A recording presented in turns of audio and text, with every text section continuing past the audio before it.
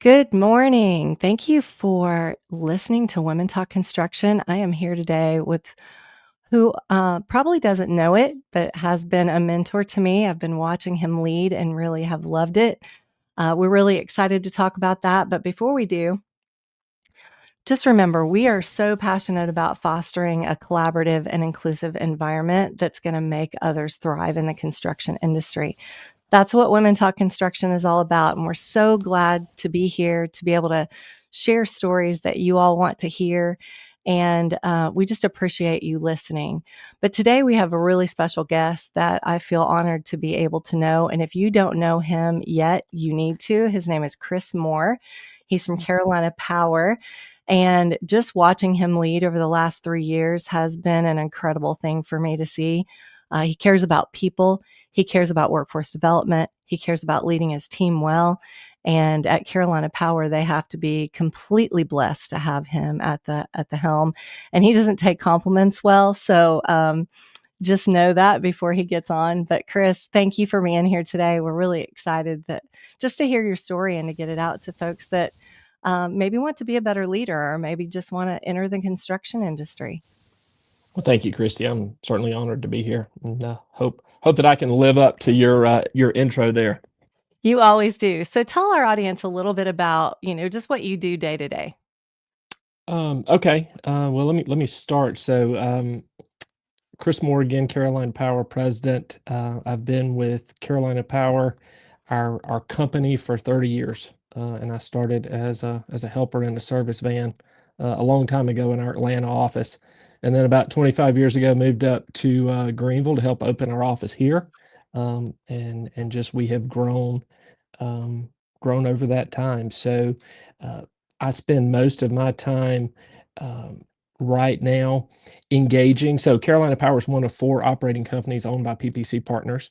So I spend a good bit of time engaging at the PPC executive leadership team level, focused on strategy, growth, development, and then the rest of my time engaging with our leadership teams that are scattered throughout both South Carolina and the Southeast.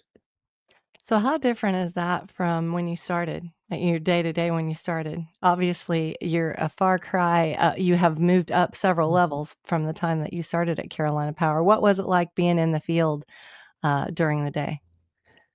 It was fun. I enjoy meeting folks, developing relationships. Yeah, I do enjoy the day-to-day stuff. So it was all part of my learning journey, and I tell folks often I wish I'd had more time in the field. I think Mm. it would make me a better leader, um, in the years that followed and the years to come. That's great But advice for those that are, really wanting to lead and they're like trying to climb up the ladder. Sometimes it's better off for us to grow a little bit more where we're at, right, Chris? Yep, yep, and I certainly enjoyed that time, and every now and then I sneak back out in the field. Yeah, I Yeah, do love being out there too. Thank you yeah. for sharing that. So, let's get into some of the questions that I thought would be really good for our listeners to hear.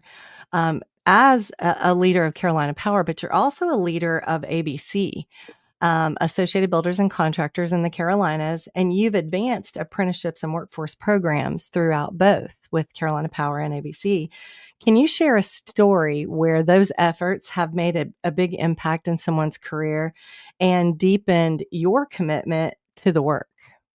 Yes, I'll share 2. So I Okay, think oh, great. I think of one gentleman here in Greenville who's a service electrician now. He got to us a little later in his career, decided he wanted to be an electrician, went through our apprenticeship program, now has a service van, and he is very passionate about both our industry and our company. And so he's probably Nice. our he's probably our best recruiter, but because when he goes back to his community and the apprenticeship program that he came out of, he speaks to the impact it's made on both him and his family. And Nice. there's a pride with which he speaks of the electrical field, of the construction Mhm. industry, of our company, and you just can't. Um, when he's selling, I want to buy, and everybody else Yeah, does too. I love it. Uh, I think of a young lady that came to us through a high school program. So several years ago, we participated in some summer camps where we gave young people an opportunity to see glimpses of industries that maybe they wouldn't normally consider as a career path. And so she came to us through that program, went off to college, came back and said, "That's not for me, but the electrical field is." And so Wow. she entered our apprenticeship program, and she's moving her way through there, having an impact on some of our local projects, and again, proud that she's part of our industry. So, can you tell us just a little bit more about your apprenticeship program? How does that work for those that haven't had one, haven't started one, and haven't been involved in one? Especially for those thinking about entering the industry, they might want to understand how that works. So, across our geographies, we've got various versions of this, but they're all similar in the fact that people that enter the program work on the job during the day, and then they go to school in the evening, 1 or 2 nights a week, depending on the level of the program they're in. And then after 4 years in the program, then they're well equipped Mhm. to start their career, not to start their career, but just to continue their career in a more advanced way as an electrician. And they And then probably make more money, right, after they finish that apprenticeship program, is that true? that is correct. So, Okay. apprentices make a percentage of a electrician's wage, and they're evaluated every 6 months as they go through the program. With the expectation that they'll be making what an electrician makes upon completion of the program, and a lot of those a lot of those electricians that work through that program, certainly advance into supervisory roles, with even more earning capacity. I love that. So, just for our listeners who don't know how much electricians make, can you give us like a range of, what their starting pay would be and maybe even after apprenticeship? What does that look like for somebody who might be considering the industry? Um, that's obviously it varies You don't have to be specific. based on region, based on geography, but $25 an hour is a good round number. Okay. And that's after apprenticeship training as well? Yes. Okay. Okay. That's awesome. That's really awesome. And of course, we know that I have some electrician friends that have nicer houses than the attorneys that we deal with every day. So we know that it's a very fruitful career, right? Yeah, the construction industry, I think this is one of the things that ABC helps us do, and Mhm. various organizations do, is promote our industry. I mean, the construction industry is an honorable way to to to pursue a career. Yes. To provide for families, to provide a quality service, Yeah. to in turn engage in the communities that we live and serve. And And proud, right? You're just proud of absolutely, what you do every day. absolutely. So And, this is a good that's a good segue into you've been a strong leader for free enterprise through ABC Carolinas. Why do you see ABC as vital to the construction in the Carolinas, other than what you just told us? And how does it champion merit-based opportunities?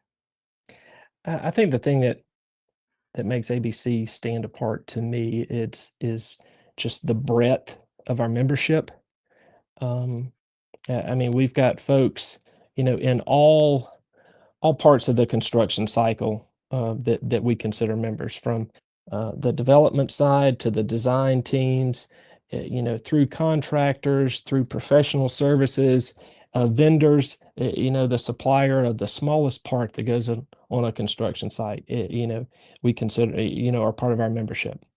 And with that kind of representation of the industry, coupled with how we expand across the Carolinas through our regional leadership councils. We're not just one Right, chapter seated in one city, but we've right. got we've got our 7 RLCs that go across both states, and then the efforts that we make. across the industry, from safety to Mhm. education, workforce development, both for existing staff, but also for apprenticeship and folks that are entering the business. Our member to member efforts to create relationships. At the end of the day, I think that's the most important thing that we do.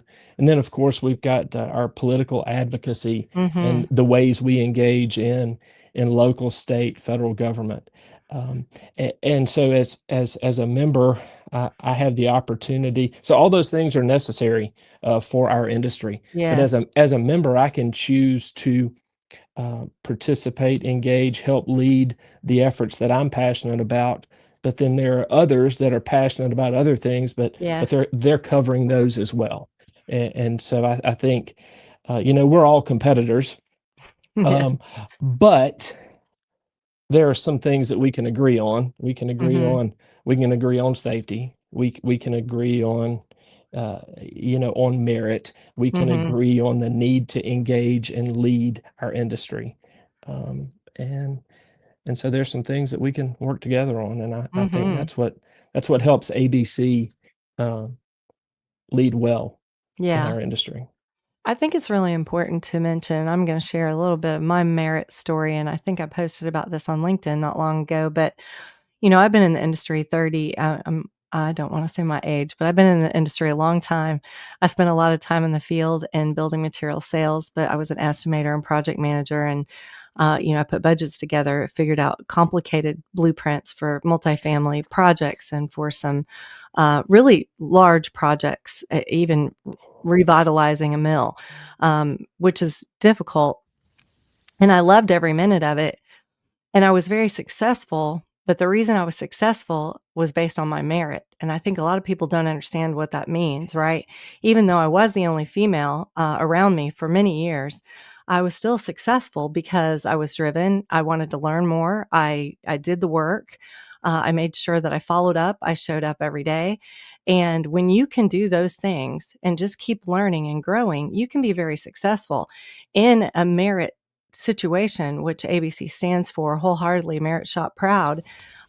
You have the ability, as long as you're capable and you have the capacity to do the job, you are welcome to come in, right, and do the job or get hired or apply for another job. But I think that's just so important for people to understand what that merit really means, right? It just means you have an opportunity to do whatever you want to do. Yeah, yeah. Value sells. Yes, absolutely. All right, so let's move on to the next question. Carolina has led some really exciting projects like Clemson at Clemson Stadium renovation, the Reeves football complex. What current projects or technology like BIM or sustainable energy are you more excited about? We've just got a broad range of projects, and they're all exciting. You mentioned the higher ed market. We've got several projects across multiple campuses here in the state of South Carolina that we're working on. We've got several significant healthcare projects across multiple um, uh, hospital systems across the Carolinas that we're participating in. We're also in the industrial world. And so they're all exciting and unique. I think what's common to them. You spoke about the modeling, the technology that goes into the planning. I think that's one area where we're doing so much better in is planning our work right now.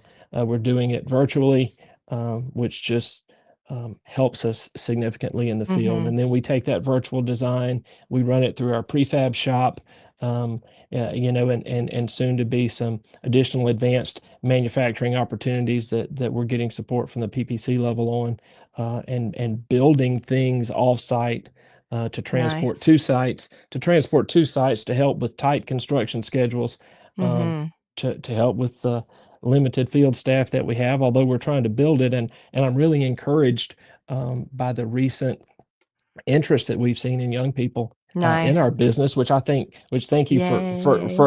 spotlighting us. I think things like this conversation today um, are encouraging people Mhm. to consider um, the construction industry and the electrical a specialty as a career path. But anyway, so using a lot of technology, a lot of layout to just really support our field teams and make the construction faster and safer.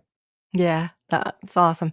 And really, we were behind times as a construction industry, I think, for a long time. Don't you agree, Chris? Yeah, yeah, we still are. Yeah, I think so too. But we are getting there a little faster than I expected over the 30 years, right? This is the fastest moving change that Hmm. I've seen in my career. I don't know if you feel the same. And I know you've been in different areas, not just in the Carolinas. Yeah, I attended our PPC annual meeting last week, and one of our speakers talked about how we're the only industry that hasn't increased productivity. Um, but that's a challenge for us, and Mhm. we're going to get there. Yeah, yeah, definitely. Well, I think more people are paying attention to it now. Like everybody had their head down. They were working really hard, building buildings, doing the things that had to be done. And, when you're in the midst of that, it's really hard sometimes to stop and look around and say, "Oh, what do I need to be doing to sustain this Yep. for the long term?" And I think we kind of got a wake up call, didn't we? At some point, I think 2020 did a lot of that.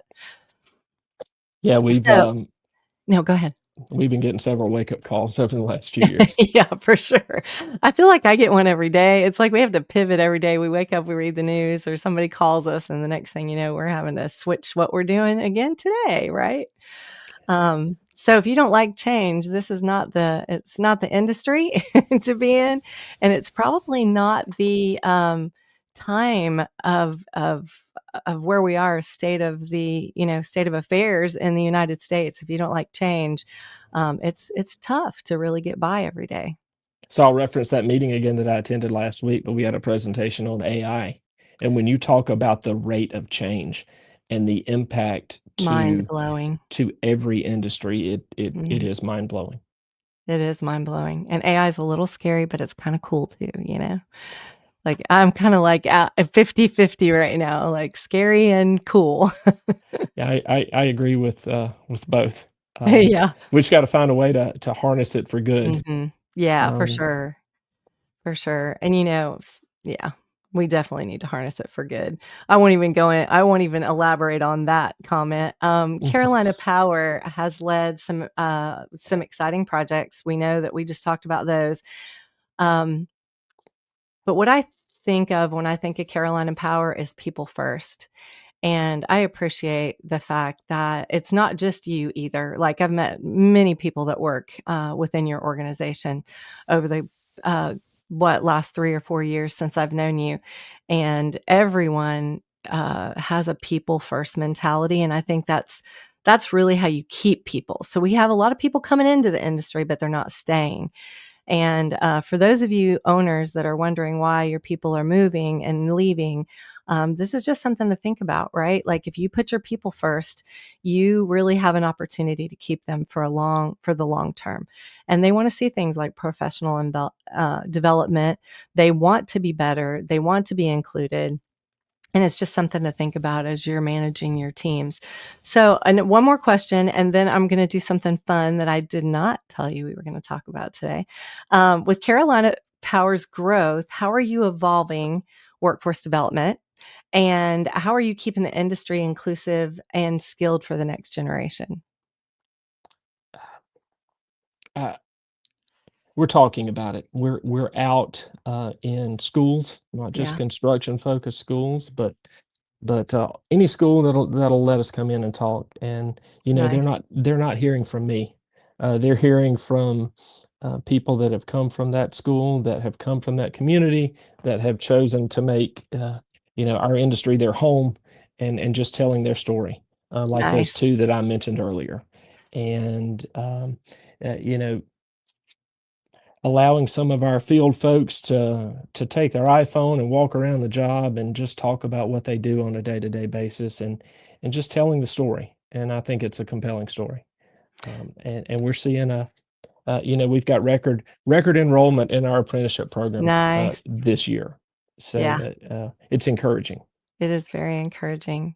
Thank you for sharing that. So, I'm going to hit on this really big project you have coming up for Carolina Power really quickly, but I want to share something personal with our audience I think they're going to enjoy. Um, this 76,000 square foot facility renovation that you're working on right now. I know that you're excited about it. If you want to give us a sneak peek on it, you can. But maybe we need everybody to start watching the Carolina Power website so that they can keep up with what's going on that project. I think that'd be great in social media. So, all of you who want to know a little bit more about this project they're working on and this building that they're going to have, really, it's going to be a state of the art building doing some pretty cool things for the community and their own teams. So, I'm really excited about that. But for the fun question, I heard you tell a story. Oh my gosh, I don't even know how long ago, but it really resonated with me of something you do as a family, and you host another family every year. And I thought that was very cool. It was just a really cool way to pull in people from other areas and do some really good servant work, right, for the kingdom of God. So, would you mind sharing that with our audience today? Yeah, sure. So, it's not just a family, it's several families. So, Nice. every Thanksgiving and Easter, we celebrate. And so we can have anywhere from 50 to 100 folks at our house for either of those events. At Thanksgiving, um, we share a meal and obviously give thanks, and then we play football, and we call it our gravy bowl. And we have the turkeys versus the hams. Uh, and then at Easter we play wiffle ball, and we got the bunnies and the chicks, and we just enjoy spending time together, and uh, we spray paint the front yard, um, Like for a the football football field? game. Absolutely, we Nice. have we have end zones, and we have Nice. we have yardage lines, and yeah, it's fun. We That roll sounds in like a some lot of we fun. roll some lights in and play the first half during the day and the second half at night. And then in the spring we paint the backyard and play wiffle ball. But it's a way to allow folks from business, from community, from Mhm. church. Greenville's a very transient town, and a lot of It folks is. don't have a lot of family nearby. So you know, family's who God gave us, but family's also who we choose. Mhm. So we choose um, to participate in some large extended family gatherings. I love that. Really just when you told the story, I just thought to myself, "Wow, how cool is that?" It's such great fun. And one of the things that I wanna mention here today is, we're being super professional. You and I are today on this podcast, but Chris and I are both kinda goofballs, at the end of the day, and it doesn't sound like it, but Chris loves to have fun. So, just don't forget to have fun, right, Chris? Like, to all those leaders out there that are trying to, like, do a million things and, so serious, take some time out for some fun. You had asked me a question about leadership and leadership style, and I, I think I think the relationship is the one thing that matters the most in Mhm. that. Um, Yeah. both internally and externally. And I think that's where the fun comes. There's Yeah. accountability, sure, but there's a lot of fun, and those deep relationships, um, I believe, produce results year over Absolutely. year. Absolutely. That's how we became such good friends, and you're so supportive of women confidence builders, and I know Angela's sad that she couldn't be on with us today. She's doing some big workforce development things today, while we're having this podcast. So the last thing we wanna do is we wanna make sure that you let everybody know that's listening how to get a hold of you, how to find Carolina Power, where to find Carolina Power, on the website. Where is it that they could get a hold of you if they want to work for you, enroll in an electrical apprenticeship, if they just want to talk to you about leadership styles, where would they go to do that? Well, certainly they can go to our website, Carolina. Um, to the Carolina Power website. They can get to me through the PPC partners website, or they can just email me directly at chris.moore@carolinapower.com. Thank you so much for being here today and sharing your insights. It's inspiring to hear companies like Carolina Power not just building structures, but they're making an impact on the communities that they serve and the people that they serve. And to our listeners, to become a member of Women Talk Construction, where you get to hear from people who are in the field that might be telling you a little bit more about how to get involved in the construction industry. Don't forget to sign up. It's essential to thriving in construction is having people around you that can help guide you and just give you some pointers of what to expect when you do enter the construction industry. So we're excited about that membership and being able to help more people just kind of figure out if that's a path for them, right? It's not for everybody.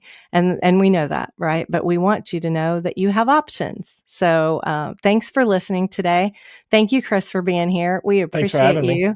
Yeah, thanks for having me. And we will talk to you soon.